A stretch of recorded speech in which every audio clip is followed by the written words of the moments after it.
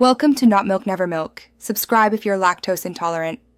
You start by preparing the workspace. Open the editor and load the file you will edit. Once done, use the text tool to select the exact words you want to recolor so changes apply only there. Make sure to check current font size and weight first because color reads differently on bold versus light faces. Before moving on, confirm there are no layer masks or overrides that might block the change, and then open the color controls to begin.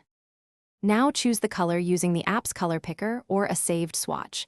You can type a hex code or RGB values for precision. Once chosen, set opacity and blending mode if available, because semi-transparent colors interact with backgrounds.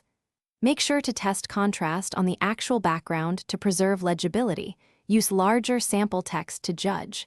If this is recurring, create a reusable swatch or CSS class so you stay consistent across headings and body text.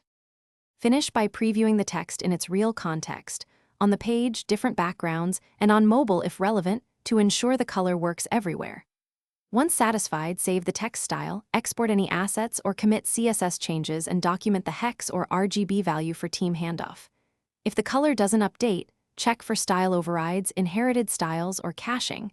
Clear cache, disable overrides, and retry. If problems persist, revert to the previous state and isolate the conflicting rule or layer.